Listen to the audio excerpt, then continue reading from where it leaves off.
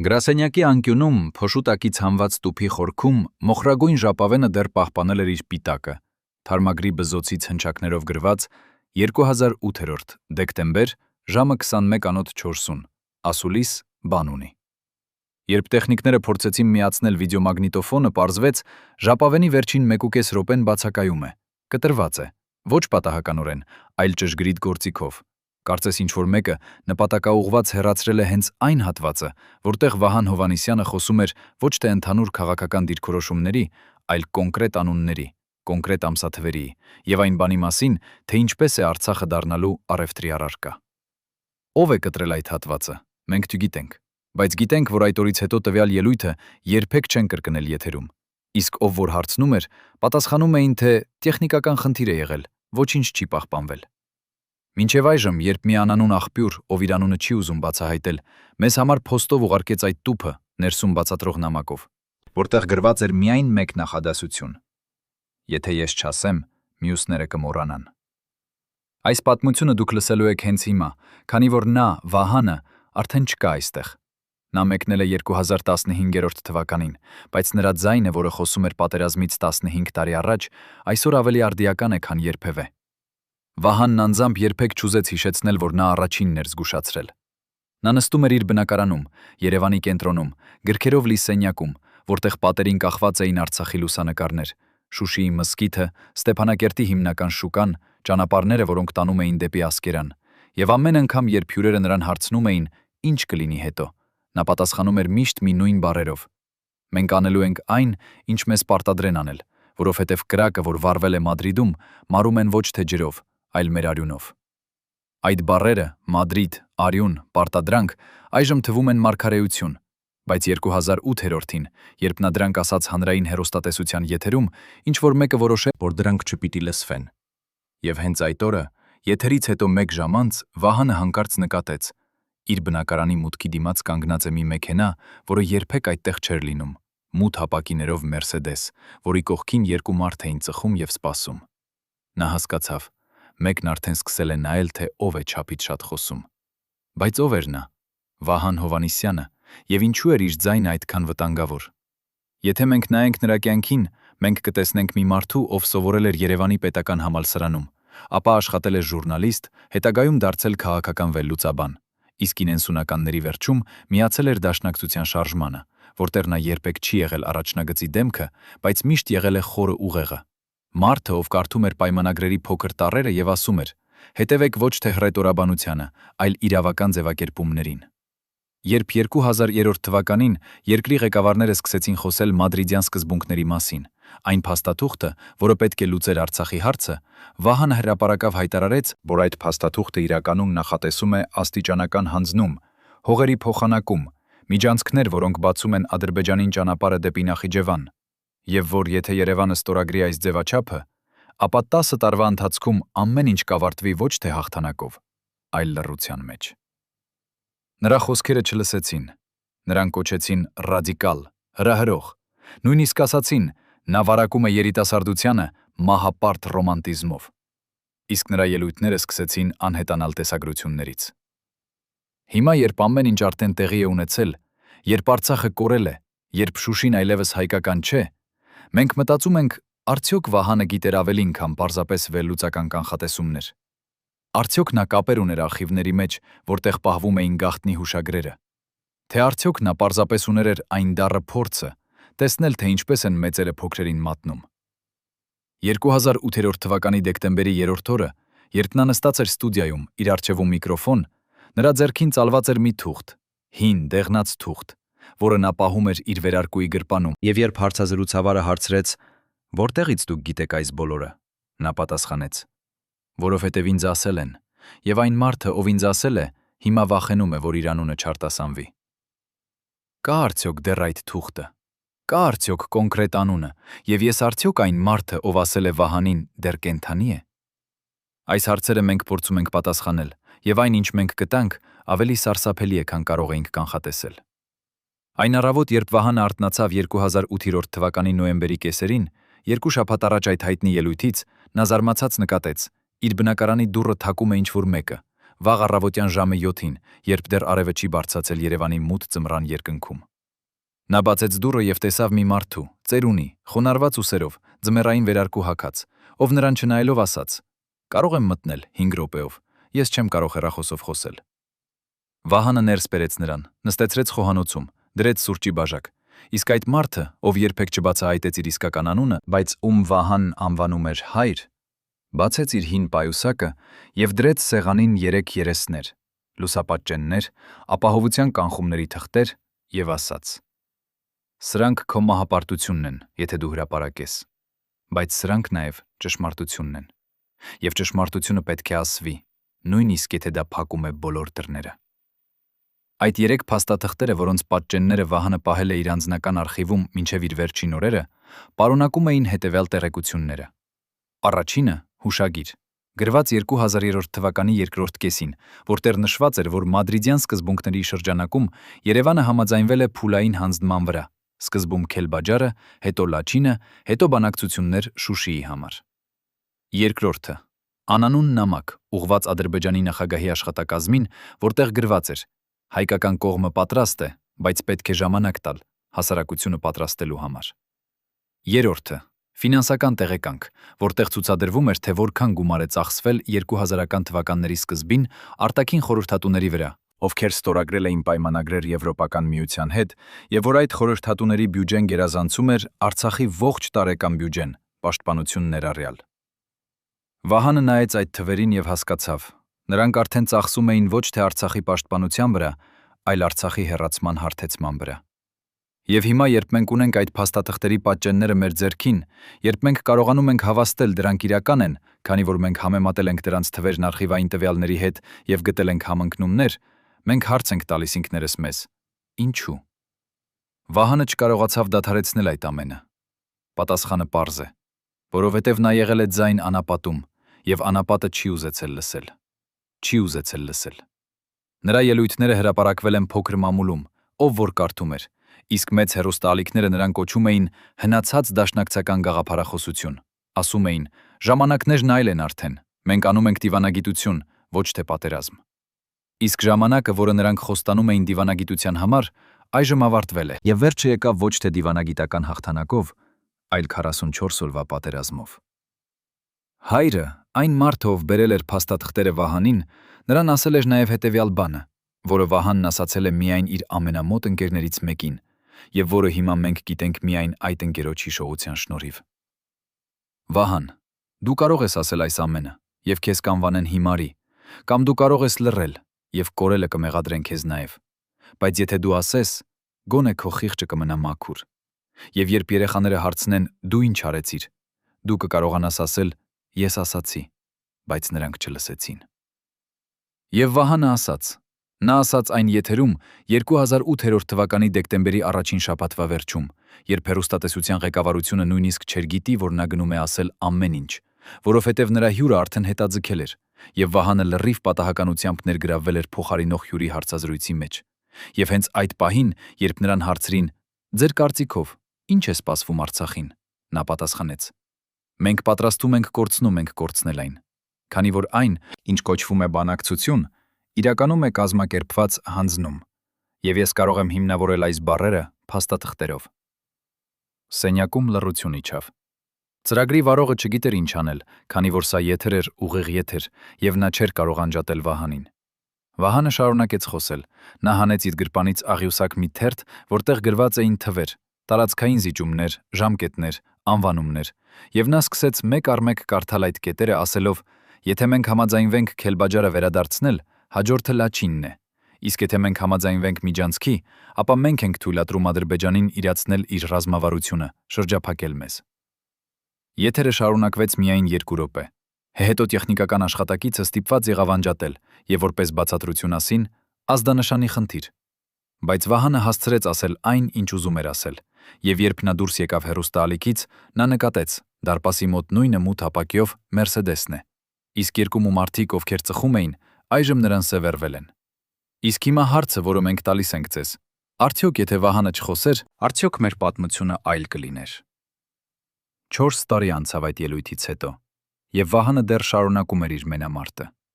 Նա չգիտեր, թե որքան ժամանակ նրան թողնում էին խոսել, բայց գիտեր, որ ամեն մի անգամ, երբ նա բարձրացնում էր ձայն, նա ավելի ու ավելի մոտենում էր այն գծին, որից հետո խոսելը դադարում է եւ սկսվում են հետևանքները։ 2012 թվականի գարնանը, երբ Երևանում արդեն սկսել էին խոսել բարեփոխումների մասին եւ եվրոպական ինտեգրացիայի մասին, Վահանը որոշեց անել մի քայլ, որը նրան կարող էր արժանալ ավելին, քան պարզապես հանրային կարիերա։ Նա որոշեց տալ իր առաջին եւ միակ հանդիպումը արտասահմանյան լրագրողի հետ, այն մարդու հետ, ով իրեն կոչում էր ձայնագրող պատմության, եւ ով խոստացել էր, որ այդ ձայնագրությունը երբեք չի հրապարակվի նրա կյանքին, բայց կպահպանվի ապագայի համար։ Այդ լրագրողը, ով միակ անգամ եկավ Երևան հատուկ այդ հարցազրույցի համար, նրա անունն էր Դանիել Շտայներ, գերմանացի կինոռեժիսոր, ով նկարահանել էր փաստագրական ֆիլմեր Բալկաններում եւ Կովկասում, եւ ով հայտնի էր նրանով, որ նա խոսում էր ոչ թե դիվանագետների, այլ այն մարդկանց հետ, ում դիվանագետները լսել չեն ուզում։ Դանիելը նստեց Վահանի բնակարանում 5 ժամ անընդմեջ եւ խոսեցին ամեն ինչի մասին, սկսած Արցախի պատմությունից, վերջացրած մադրիդյան սկզբունքներով։ Եվ որ ամենահետաքրքիրը, Դանիելը հարցրեց Վահանին մի բան, որը մինչ այժմ ոչ ոք հարցրել չէր։ Նա հարցրեց. «Ձեր կարծիքով, արդյոք եղել է պահ, երբ հնարավոր էր կանխել այս ամենը, թե մենք արդեն 15 տարի ապրում ենք պարտության անխուսափելիության մեջ»։ Վահանը լռեց մի քանի վայրկյան, հետո նայեց պատուհանից դուրս դեպի Երևանի լույսերը, որոնք ուշ գիշերային ժամերին երկարվում են դեպի Ազատության հրապարակ, եւ պատասխանեց մի նախադասություն, որը հետագայում Դանիելը կառաջացնի որպես ամենավախեցնող մարգարեություն, որ նա երբևէ լսել է։ Վահանը ասաց. «Պահը եղավ 2004 թվականի ապրիլին, երբ Ադրբեջանը առաջին անգամ փորձեց հարձակվել Տավուշի սահմանին, եւ մենք արձագանքեցինք արագ, վճռական, եւ նրանք նահանջեցին, բայց մեր իշխանությունը չէր օգտագործել այդ պահը ուժի դիրքից բանակցելու համար, այլ ընդհակառակը սկսեց խոսել զիջումների մասին, կարծես վախենում էր, որ հաղթանակը կխանգարի բանակցություններին»։ Դանիել Շտայները պահեց իր խոսքը։ Ձայնագրությունը, որը նա արեց Վահանի հետ 2012 թվականի մարտին, նա երբեք չի հրապարակել, բայց նրա արխիվում կար եւս մեկ բան՝ երկրորդ հարցազրույց, առանց Վահանի, այն մարդու հետ, ով տվել էր Վահանին այդ 3 փաստաթղթերը, այն մարդու հետ, ում Վահանը կոչում էր հայր։ Հիմա, երբ մենք գտանք այդ ձայնագրությունը Դանիելի ժառանգների արխիվում, Բերլինի մի փոքր ստուդիայում, որտեղ փոշին ծածկել էր հարյուրավոր տուփերը պիտակներով Կովկաս 2000-ական, մենք հասկացանք, որ այն, ինչ Վահանը գիտեր, դա եղել է միայն Մայրաբերգի գագաթը, իսկ ամբողջ ճշմարտությունը ավելի խորն էր պառկած, այնտեղ, որտեղ անունները չեն ասվում, որովհետև անունները սպանում են։ Հայրը, մարդը, ում իսկական անունը մենք չենք բացահայտի նույնիսկ հիմա, քանի որ նրա ընտանիքը դեռ ապրում է Երևանում, հավաստիացրեց Դանիելին, որ կհանդիպի նրա հետ միայն մի պայմանով. ձայնագրությունը կպահպանվի 30 տարով եւ կբացվի միայն 2042 թվականին, կամ եթե նա մեռնի, ապա անմիջապես հետո։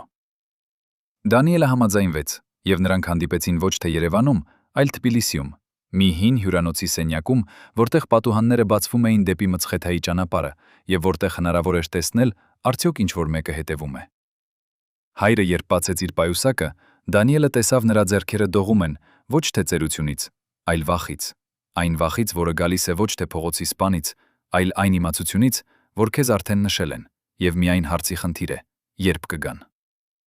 Ես չեմ կարող ասել իմ անունը, բայց կարող եմ ասել իմ պաշտոնը, սկսեց հայրը, եւ նրա ձայնը ձայնագրության մեջ լսվում է այնպես, կարծես նա խոսում է ոչ թե լրագրողի, այլ խոստովանողի հետ։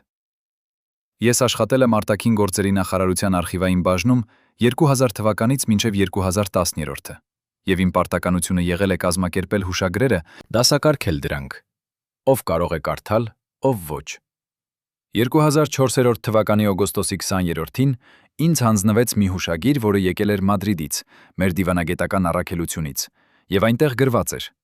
«Մենք պատրաստ ենք ընդունել աստիճանական լուծում, բայց պետք է ապահովել, որ հանրությունը պատրաստվի հոգեբանորեն։ Այսինքն, մենք պետք է սկսենք զանգվածային լրատվամիջոցներում ներկայացնել Արցախի վերադարձը որպես անխուսափելիություն»։ Դանիելը ընդմիջեց նրան եւ հարցրեց. «Արդյոք այդ հուշագրի տակ ստորագրություն կար»։ Հայրը պատասխանեց. «Ոչ թե մեկը, այլ 3-ը. նախարար, փոխնախարար եւ խորհրդական։ Բայց ես չեմ ասի անունները, քանի որ այդ անուններից մեկը հիմա իշխանության մեջ է, մյուսը դատախազության ղեկավարության մեջ, իսկ 3-ը արդեն մեռած է։ բայց մեռել է ոչ թե հիվանդությունից, այլ ավտովթարից, որը պատահել է հենց 2 օր անց նրանից, երբ նա փորձել է Վահանին տալ էլ ավելի մանրամասն փաստաթղթեր։ Այդ վերջին նախադասությունը Դանիելը կրկին անգամ ընդգծել է իր նոտաների մեջ, կարմիր մարկերով, եւ գրել է. «Ստուգել, արդյոք 2004 թվականի օգոստոս-սեպտեմբեր ժամանակահատվածում եղել է արտաքին գործերի նախարարության բարձրաստիճան պաշտոնյայի մահ ավտովթարից»։ Մենք ստուգեցինք եւ գտանք։ 2004 թվականի սեպտեմբերի 31-ին Երևան-Սևան ճանապարհին մահացավ Հայկ Մկրտչյանը, 62 տարեկան, ով աշխատել է արտաքին գործերի նախարարությունում որպես խորհրդական վերլուծաբան, եւ ում մահվան պատճառ է գրանցվել ավտոմոբիլի կառավարման կորուստ կորպտտուկում։ Բայց երբ մենք խոսեցինք նրա որդու հետ, ով հիմա ապրում է Ֆրանսիայում եւ համաձայնվեց խոսել անանուն պայմանով, նա մեզ ասաց հետեւյալը. հայրիկս երբեք չի սիրել արագ քշել։ Նա վախենում էր մեքենաներից։ Նա միշտ քշում էր 40 կմ/ժ, նույնիսկ խճուղիներում, եւ այդ օրը, երբ նա մեկնեց դեպի Սևան, ընտանիքի հետ հանգստանալու, նա ինձ զանգահարեց ճանապարհից եւ ասաց. «Որդիս, եթե ինձ ինչ-որ բան պատահի, իմացիր, իմ նոութբուքում ամեն ինչ կա, եւ դրա պատճանը ես ուղարկել եմ մի մարդու, ում անունը դու չգիտես, բայց նա կգիտի ինչ անել»։ Այդ նոութբուքը երբեք չգտնվեց։ Ավտովթարից հետո, երբ ոստիկանությունը ժամանեց տեղի վրա, նրանք փոխանցեցին, որ մեքենան այնքան վնասվել է, որ պարզապես չի կարող վերականգնվել, եւ որ ներսում եղած բոլոր իրերը, ներառյալ նոութբուքը, այրվել են կամ անհետացել են։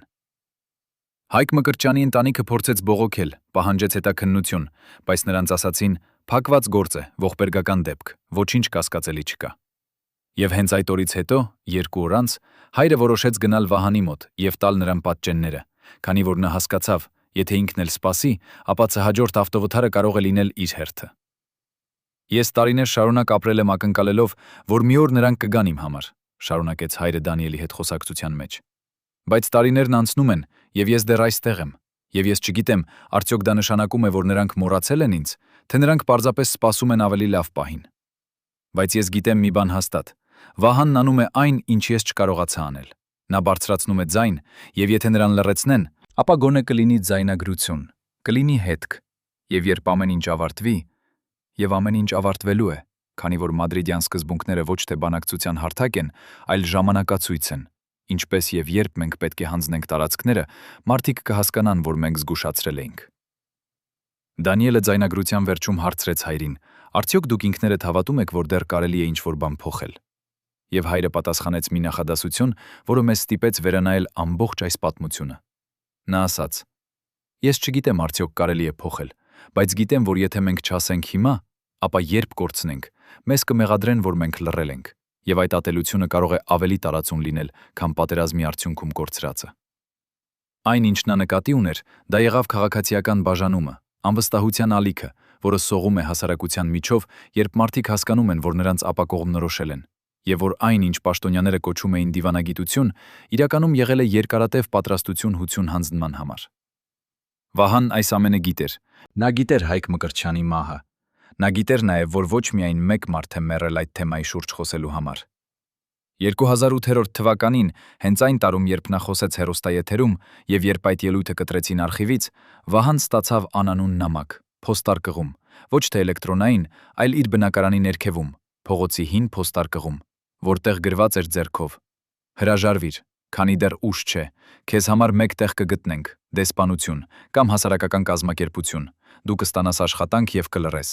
իսկ եթե չլռես, ապա հաջորդ նամակը չի լինի այսպիսի քաղաքավարի»։ Վահանը այդ նամակը ցույց տվեց մի քանի մտերիմներին, բայց նրանք նրան խորհուրդ տվեցին լռել։ Ասացին. «Վահան, քո ընտանիքը կմտածիր, քո երեխաները կմտածիր, արժե այդքան ռիսկի ենթարկվել»։ Բայց Վահանն ուներ մի սկզբունք, որը նա սովորել էր դեռ երիտասարդ հասակում, երբ նա լսում էր դաշնակցության ծերունի ակտիվիստներին, ովքեր պատմում էին, ինչպես են նրանք պահպանել ազգային հիշողությունը այն ժամանակներում, երբ խոսելը նշանակում էր բանտ կամ աքսոր։ Նրա սկզբունքն էր հետևյալը. «Եթե ես լռեմ, ես եմ դավաճանում ոչ թե իշխանությանը, այլ այն մարդկանց, ովքեր հավատում են, որ ճշմարտությունը դեռ կարող է փրկել»։ Եվ նա չլռեց։ Նա շարունակեց գրել հոդվածներ փոքր թերթերում, հանդես եկավ հանրահավաքներում, որում որտեղ հավաքվում էին 30-40 մարդ, հիմնականում ծերեր եւ ուսանողներ, եւ նա նրանց ասում էր միևնույն ձևաչափը. «Մի հավատացեք նրանց, ովքեր ասում են բանակցությունները առաջանում են, որովհետև բանակցությունները չեն առաջանում, այլ նահանջում են։ Եվ ամեն մի քայլ, որը մենք անում ենք դիվանագիտության անունով, մեզ մոտեցնում է այն օրվան, երբ մենք առանց մեկ կրակոցի կորցնելու ենք այն, ինչի համար մենք թափել ենք հազարավոր կյանքեր։ Եվ հիմա, երբ մենք ունենք հայրի ձայնագրությունը, երբ մենք համեմատել ենք նրա պատմածները Վահանի արխիվների հետ, մենք տեսնում ենք, որ նրանք երկուսն էլ խոսում էին մի նույն բանի մասին՝ կառուցվածքային դավադրության մասին։ Ոչ թե դավադրություն այն իմաստով, որ մի խումբ մարդիկ հավաքվել են սենյակում եւ որոշել են մատնել Արցախը, այլ դավադրություն այն իմաստով, որ համակարգը կառուցվել է այնպես, որ անկախ անհատներից արդյունքը միշտ լինելու է մեկը՝ աստիճանական նահանջը։ Քանի որ դիվանագիտությունը, երբ նա կիրառվում է առանց ուժի ներկայության, վերածվում է պարզապես քայլ առ քայլ զիջումների գործընթացի։ 2015 թվականի ապրիլի 23-ին Վահան Հովհաննիսյանը հոսպիտալացվեց։ Պաշտոնական տարբերակով սուր սրտի անբավարարություն, բայց նրա ընտանիքը եւ հատկապես նրա դուստրը Նարինեն մինչ այսօր պնդում է, որ հայրը մի շաբաթ առաջ զգում էր իրեն լավ, նույնիսկ գնացել էր Լեռ Արշավի, եւ երբ նա վերադարձավ, նա նշում էր, որ ինչ-որ մեկը նրան հետևում էր։ Մի մեքենա, որը երբեք չի մոտենում, բայց միշտ պահպանում է հեռավորությունը։ Նարինեն մտածում էր, որ հայրը չափազանցված է, որ նրա մտահոգությունները քաղաքականությամբ զբաղվելու երկարատև ապրելու արդյունք են։ Բայց երբ հայրը հանկարծ ընկավ տան մեջ, կեսօրից հետո, երբ նրանք միայն երկուսով էին եւ երբ նա կանչեց շտապ օգնություն, նրա հայրը նրան կարողացավ ասել միայն մի բան. «Դուստր, իմ սեղանի տակ, տախտակի ներքևում մի փաթեթ կա, տար այն Դանիելին, նա գիտի ինչ անել»։ Շտապ օգնությունը եկավ 15 րոպե անց, եւ բժիշկները, ովքեր զննեցին Վահանին, ասացին, որ պետք է անմիջապես տեղափոխել հիվանդանոց։ Նարինեն ուղեկցեց հորը, եւ ողջ ճանապարհին նա նկատում էր, որ շտապ օգնության մեքենան ուղեկցում է մեկ այլ ավտոմեքենա, մութ ապակիներով, որը չունի որևէ նշաններ, բայց շարժվում է միշտ նույն հեռավորությամբ, երբեք չի անցնում, երբեք չի հեռանում։ Երբ նրանք հասան հիվանդանոց, Վահանին մտցրեցին ռեանիմացիա, եւ Նարինեին չթույլատրեցին մուտք գործել, ասացին՝ «Սպասեք դահլիճում, մենք ձեզ կտեղեկացնենք»։ Նա սպասեց 4 ժամ, եւ այդ ժամանակ նկատեց, որ դահլիճում նստած է մի տղամարդ, ում նա երբեք չէր տեսել, բայց ով շարունակաբար նայում էր իր հեռախոսին եւ երբեմն նայում դեպի նա, ոչ բացահայտ, այլ ինչպես կարծես ստուգում է, թե ով է մուտք գործում եւ ով է դուրս գալիս։ Ժամը 19:30-ին բժիշկները դուրս եկան եւ ասացին Նարինեին, որ հայրիկը կայունացել է, բայց պետք է մնա ռեանիմացիայում դիտարկման տակ, եւ նրան կարելի է տեսնել միայն հաջորդ առավոտ։ Նարինեն փորձեց պնդել, որ ուզում է տեսնել հիմա, բայց նրան խստորեն մերժեցին, եւ նա ստիպված եղավ հեռանալ։ Երբ նա դուրս եկավ հիվանդանոցից, նա նկատեց այն մութ մեքենան կանգնած է ավտոկայանատեղում, եւ որ ներսում նստած է ինչ-որ մեկը, ծխելով սիգարետ։ Նարինեն վախեցավ եւ որոշեց չվերադառնալ տուն ոտքով, այլ կանչեց տաքսի, եւ երբ նա նստեց մեքենայում, նա նկատեց մութ մեքենան հենց մտցնում է շարժիչը եւ սկսում է հետևել նրանց։ Տանը հասնելուց հետո Նարինեն առաջինը վազեց հոր սենյակ եւ գտավ փաթեթը հենց այնտեղ, որտեղ հայրը ասել էր սեղանի տակ, տախտակի ներքևում, որը բարձրացավ միայն երբ նա սեղմեց հատուկ կետը։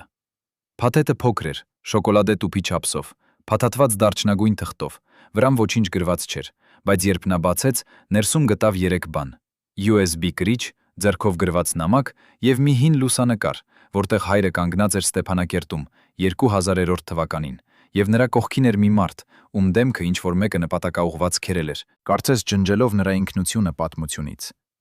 Նամակում գրված էր հայերեն, հոր ձեռագրով, որը Նարինեն ճանաչեց անմիջապես, քանի որ այդ ձեռագիրը նա տեսել էր հարյուրավոր անգամ, նամակներում, նոթերում, նույնիսկ ծննդյան շնորհավորանքներում։ Բայց այս անգամ ձեռագիրը տարբեր էր, դողդոջուն, անհավասար, կարծես գրված շտապով կամ վախից։ Նամակը սկսվում էր այսպես. «Դուստր,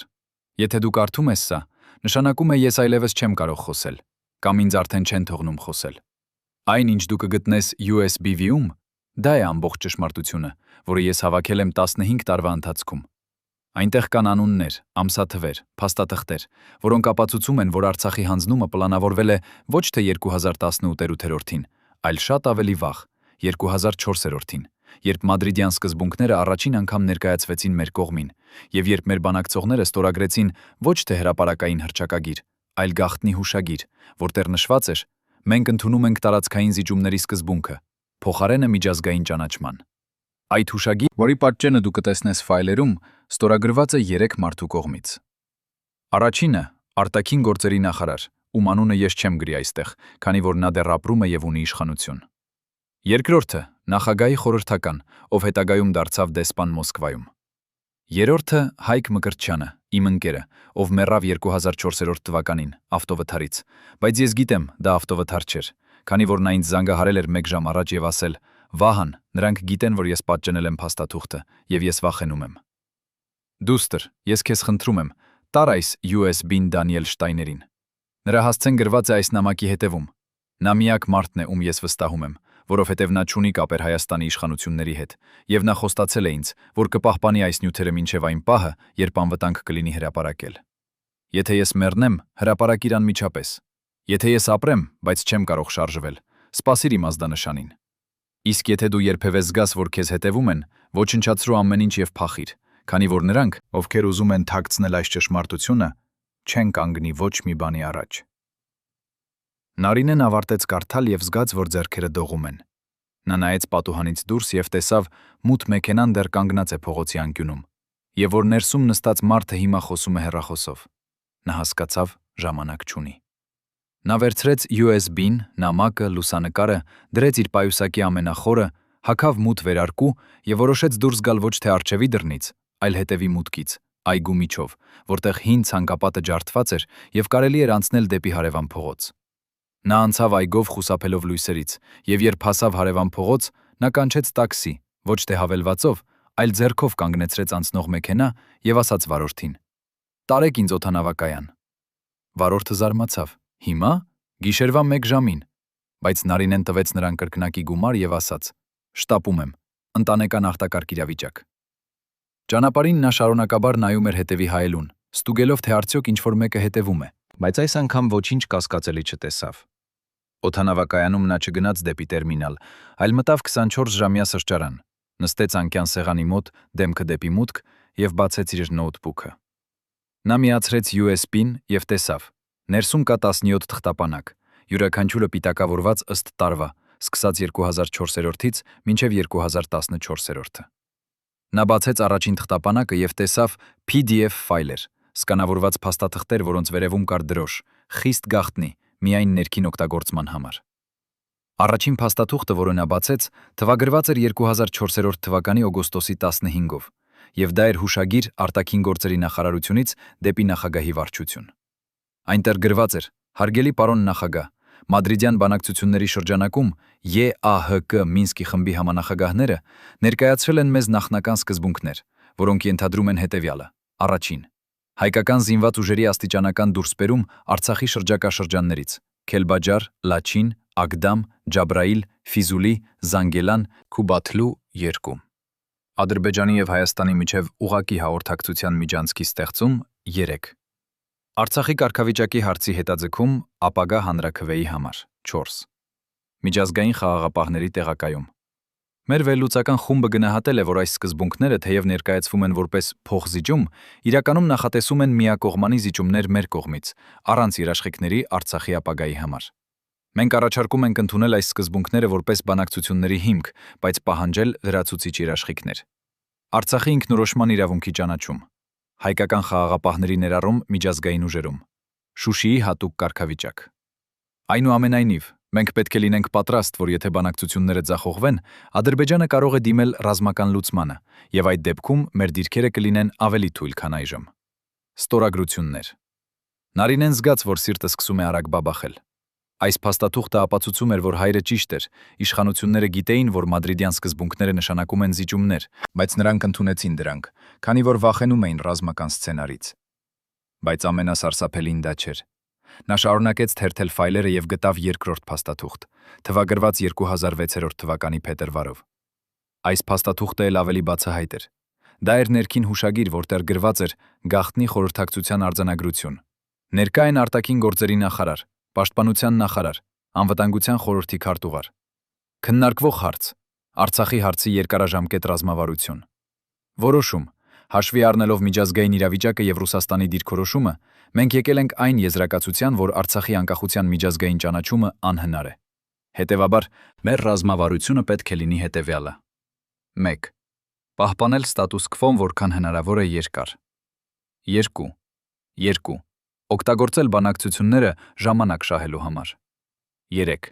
պատրաստվել աստիճանական զիջումների սցենարին, փոխարենը ստանալով տնտեսական արտոնություններ եւ անվտանգության երաշխիքներ։ Հայաստանի համար 4. Հասարակությունը պատրաստել հոգեբանորեն, լրատվամիջոցներում աստիճանաբար ներկայացնելով իրատեսական մոտեցումները։ Այս ռազմավարությունը չպետք է հրապարակվի, քանի որ կհանգեցնի հասարակական անկայունության։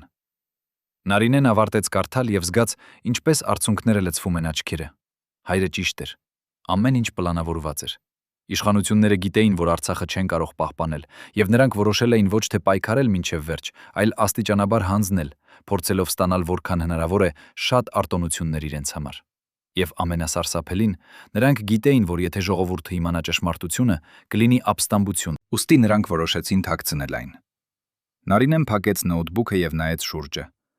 Սրճարանում կային միայն մի քանի մարդիկ, հոգնած ուղևորներ, ովքեր սպասում էին առավոտյան ճվերթներին։ Նա վերցրեց հեռախոսը եւ փորձեց գտնել Դանիել Շտայների կոնտակտները։ Հայրը գրել էր հասցե Բերլին, Կրուցբերգ թաղամաս, բայց հեռախոսը համար չկար։ Նա որոնեց ինտերնետում եւ գտավ Դանիելի անունը։ Նա իսկապես փաստագրական կինոռեժիսոր էր, բայց նրա վերջին ֆիլմը թողարկվել էր 2018-ին եւ դրանից հետո նա կարծես անհետացել էր հանրային տարածքից։ Նարինեն որոշեց գրել նրան էլեկտրոնային նամակ, այն հասցեին, որը գտավ նրա հին կայքում։ Նա գրեց. Պարոն Շտայներ, իմ անունը Նարինե Հովանիսյան է, ես Վահան Հովանիսյանի դուստրն եմ։ Հայրս հոսպիտալացվել է եւ նախքան դա նա ինձ տվեց մի USB, որտեղ կան փաստաթղթեր, որոնք նա ուզում էր, որ դուք տեսնեք։ Ես հիմա Երևանի օդանավակայանում եմ եւ ինձ հետևում են։ Խնդրում եմ, պատասխանեք շտաբ, ես պետք է գիտենամ ինչ անել այս նյութերի հետ։ Նարինե։ Նա ուղարկեց նամակը եւ սպասեց։ 10 րոպե անց նրա հեռախոսը թրթռաց նոր էլեկտրոնային նամակ։ Դանիելը պատասխանել էր. Նարինե, ես գիտեմ ձեր հոր մասին։ Եթե նա տվել է ձեզ այդ նյութերը, նշանակում է իրավիճակը լուրջ է։ Մի փորձեք ինձ ուղարկել էլեկտրոնային ճանապարհով։ Մի վերագի վերադառնաք տուն։ Գնացեք Թբիլիսի, առաջին չվերթով։ Այնտեղ գտեք հյուրանոց Old Թբիլիսի, սենյակ 304։ Դուռը բաց կլինի։ Ներսում կգտնեք հրահանգներ։ Ոչնչացրեք այս նամակը կարդալուց հետո, Դանիել։ Նարինեն ջնջեց նամակը, մաքրեց էլեկտրոնային փոստի աղբամանը եւ գնաց դեպի տերմինալ։ Նա ստուգեց չվերթների ցուցատախտակը եւ տեսավ հաջորդ չվերթը դեպի Թբիլիսի է ժամը 6-ին առավոտյան, 4 ժամ հետո։ Նա գնեց տոմս, կանխիկ գումարով, ոչ թե քարտով, եւ գնաց սպասասրահ, որտեղ նստեց այնպես, որ տեսնի բոլոր մուտքերը։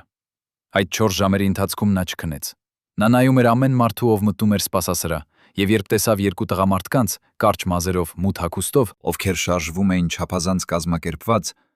նա հասկացավ, նրանք փնտրում են ինչ-որ մեկին։ Նա իջեցրեց գլուխը, հագավ արևային ակնոց, թեև դեռ գիշեր էր, եւ սպասեց մինչև հայտարարեցին նրա չվերթը։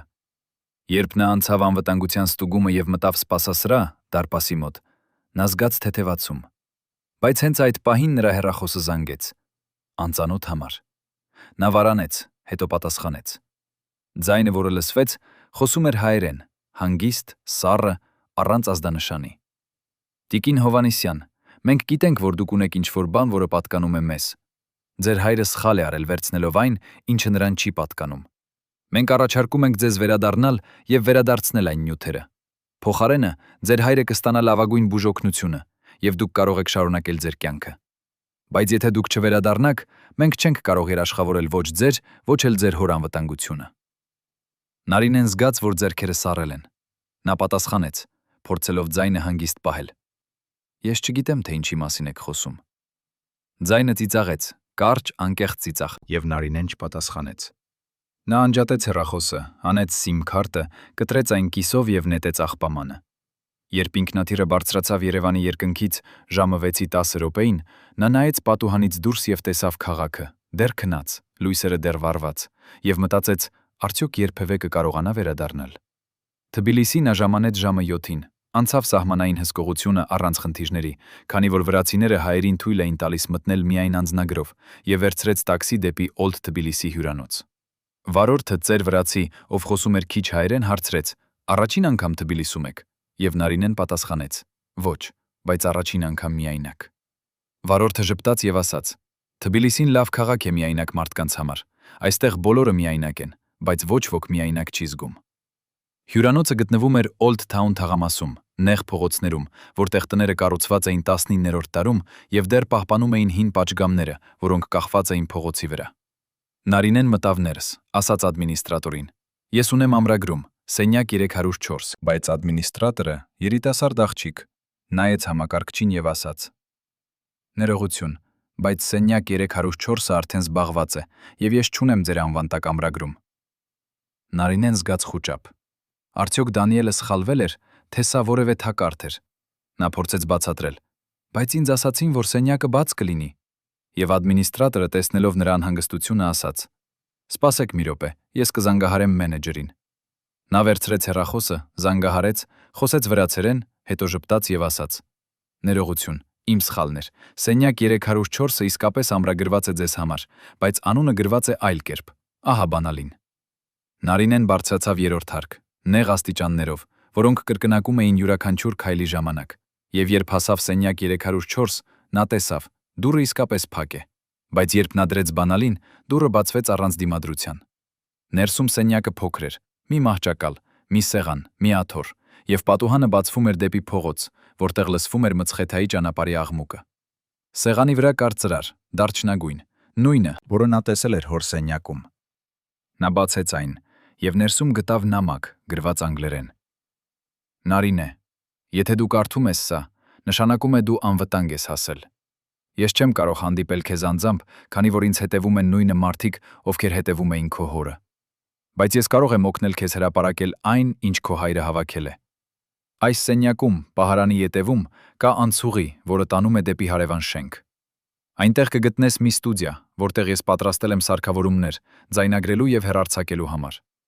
Դու պետք է ձայնագրես ամեն ինչ, ցույց տաս փաստաթղթերը, բացատրես դրանց նշանակությունը, եւ հետո ես կհրապարակեմ այն միաժամանակ 10 հարթակներում՝ YouTube, Vimeo, Facebook, Twitter, Telegram եւ 5 այլ կայքեր, որոնք հատուկ ստեղծված են այսպիսի նյութերի համար։ Բայց Նարինե, դու պետք է հասկանաս, երբ դու սա անես, քո կյանքը փոխվելու է ընդմիշտ։ Դու չես կարող վերադառնալ Հայաստան առնվազն մի քանի տարի։ Դու պետք է թաքնվես, փոխես ինքնությունը եւ ապրես գիտակցելով, որ նրանք, ում դու բացահայտում ես, երբեք չեն ների։ Բայց դու նաեւ պետք է հասկանաս, եթե դու չանես սա, քո հոր զոհողությունը կլինի ընդունայն եւ ճշմարտությունը կթաղվի նրա հետ միասին։ Ընտրությունը քոնն է։ Դանիել P.S. Եթե որոշես շարունակել, սեղանի տակ կա նոր անձնագիր, վրացական, քո լուսանկարով, բայց այլ անունով։ Օգտագործիր այն, երբ հեռանաս Թբիլիսից։ Նարինեն նստեց մահճակալի վրա եւ պահեց գլուխը ձեռքերի մեջ։ Նա մտածեց հոր մասին։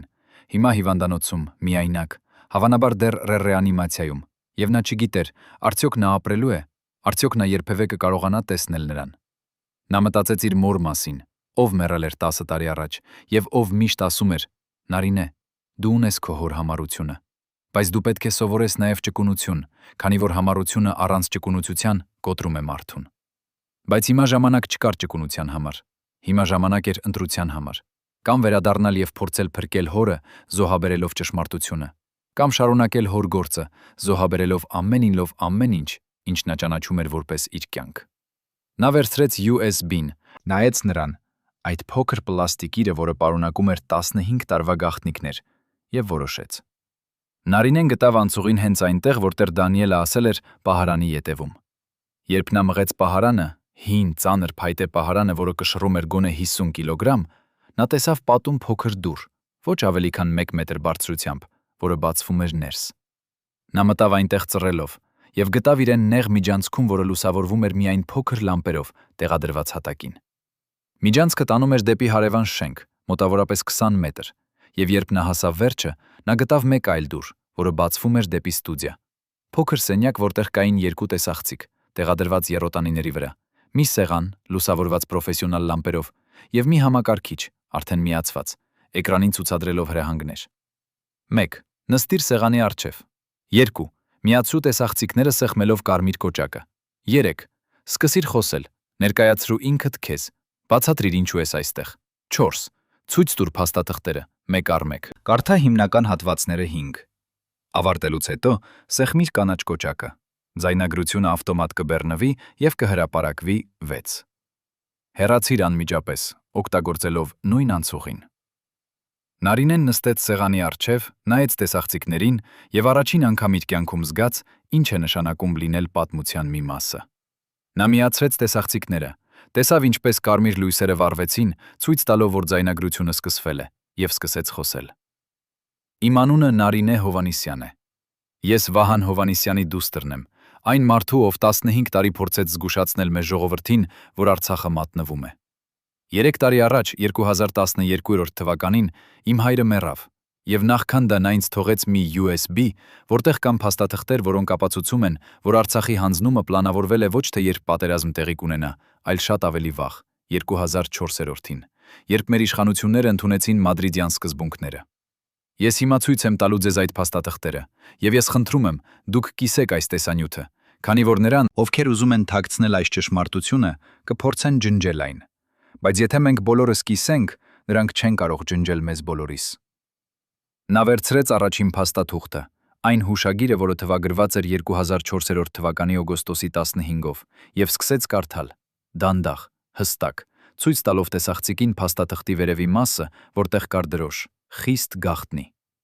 Նա կարդաց ամբողջ հուշագիրը, հետո անցավ երկրորդին, այն արձանագրությանը, որտեղ գրված էր, մենք պատրաստվում ենք աստիճանական զիջումների սցենարին։ Երբ նա ավարտեց կարդալ երրորդ փաստաթուղթը, ֆինանսական տեղեկանքը, որտեղ ցուցադրվում էր, թե որքան գումար է ծախսվել արտաքին խորհրդատուների վրա, նա դադարարեց եւ նայեց ուղակի տեսախցիկին։ Դուք հավանաբար հարցնում եք, ինչու ես սա անում եմ հիմա, 3 տարի անց իմ հոր մահից։ Նա դադարարեց, շնչեց խորը եւ շարունակեց. Որովհետեւ իմ հայրը մեռավ 2012-ին, ոչ թե սրտի անբավարարությունից, ինչպես պաշտոնական տարբերակն էր, այլ թունավորումից։ Ես սա գիտեմ, որովհետև երբ նա մեռավ, ես պահանջեցի ինքնուրույն փորձաքննություն, եւ բժիշկները, ովքեր զննեցին նրա մարմինը, գտան նրա արյան մեջ նյութ, որը կոչվում է դիգիտոքսին, սրտային գլիկոզիդ, որը փոքր դեղաչափերով օգտագործվում է սրտի հիվանդությունների բուժման համար, բայց մեծ դեղաչափերով առաջացնում է սրտի կանգ։ Իմ հայրը երբեք չի ընդունել այդ դեղը, եւ բժիշկները հաստատեցին, որ նրա արյան մեջ դիգիտոքսինի քանակությունը 10 անգամ գերազանցում էր թերապևտիկ դեղաչափը։ Բայց երբ ես փորձեցի բողոքել, ինձ ասացին, փորձաքննությունը կատարվել է անօրինական լաբորատորիայում, եւ դրա արդյունքները չեն կարող օգտագործվել որպես ապացույց, եւ գործը փակվեց։ Նարինեն զգաց, որ ձայնը սկսում է դողալ, բայց նա շարունակեց. Ես 3 տարի լռեցի, որովհետեւ վախենում էի, բայց հիմա ես չեմ կարող ավելի լռել, որովհետեւ եթե մենք չասենք ճշմարտությունը հիմա, ապա մեր երեխաները կմեծանան մտածելով, որ նրանք, ովքեր պետք է պաշտպանեին մեր երկիրը, անխափան էին, բայց դա սուտ է։ Մենք կարող էինք շատ բան փոխել, եթե մեր իշխանությունները ոչ թե թաքցնեին ճշմարտությունը, այլ ասեին այն 15 տարի առաջ, երբ դեռ ժամանակ կար։ Նա ավարտեց ձայնագրությունը, սեղմեց կանաչ կոճակը եւ տեսավ էկրանին հաղորդագրություն. Uploading 15%, 30%, 50%։ Նա սպասեց մինչև հաղորդագրությունը փոխվեց. Upload complete. Published on 10 platforms. Նա վերցրեց նոր անձնագիրը, վրացական, որտեղ նրա լուսանկարը կցված էր, բայց անունը գրված էր Թամար Ղորղաձե, եւ հեռացավ ստուդիայից, նույն անցուղով, որով եկել էր։ Երբ Նարինեի ձայնագրությունը հրապարակվեց, ժամը 12-ին ցերեկվա Երևանյան ժամանակով, այն տարածվեց այնպիսի արագությամբ, որը ոչ ոք չէր կարող կանխատեսել։ Առաջին 10 րոպեում 5000 դիտում, առաջին ժամում 100,000, 3 ժամում 1 միլիոն։ Եվ երբ Հայաստանի իշխանությունները փորձեցին արգելափակել տեսանյութը, պահանջելով YouTube-ից եւ Facebook-ից հեռացնել այն, պարզվեց, այն արդեն պատճենվել է հազարավոր անգամ, վերբեռնվել տասնյակ այլ հարթակներ, եւ որ ամեն անգամ, երբ նրանք ջնջում էին մեկ տարբերակը, հայտնվում էին 10 նորը։ Դանիել Շտայները, ով նայում էր այս ամենին իր բնակարանից Բեռլինում, ժպտաց։ Նա գիտեր սա է լինելու։ Նա 15 տարի սպասել էր այս պահին, այն պահին, երբ ճշմարտությունը վերջապես կբռնկվի այնպես, որ ոչ ոք չի կարող մարել այն։ Նա հիշեց Վահանի վերջին խոսքերը, երբ նրանք հանդիպել էին 2012-ին։ Դանիել, եթե ինձ ինչ-որ բան պատահի, խոստացիր, որ դու կպահպանես այս ամենը, եւ երբ ժամանակը գա, կհրապարակես այնպես, որ նրանք չեն կարող կանգնեցնել։ Եվ Դանիելը պահպանել էր իր խոստումը։ Նա ոչ միայն պատրաստել էր ստուդիան Թբիլիսիում, այլև ստեղծել էր ամբողջ ցանց, 10 հարթակ, որոնք տեղակայված էին տարբեր երկրներում, տարբեր սերվերներում, եւ որոնք ավտոմատ կերպով սինխրոնացնում էին միմյանց հետ, այնպես որ եթե մեկը ջնջվեր, 9 մյուսները շարունակեին տարածել։ Նա նաև ստեղծել էր բոտերի համակարգ, Հարյուրավոր կեղծ հաշիվներ սոցիալական ցանցերում, որոնք ավտոմատ վերբեռնում էին տեսանյութը եւ տարածում տարբեր լեզուներով՝ հայերեն, անգլերեն, ռուսերեն, ֆրանսերեն, գերմաներեն, իսպաներեն։ Վահանի պատմությունը դարձավ վիրուս, թվային վիրուս, որը չէր կարող կանգնեցվել, քանի որ այն արդեն ապրում էր ոչ թե մեկ տեղում, այլ հազարավոր տեղերում միաժամանակ։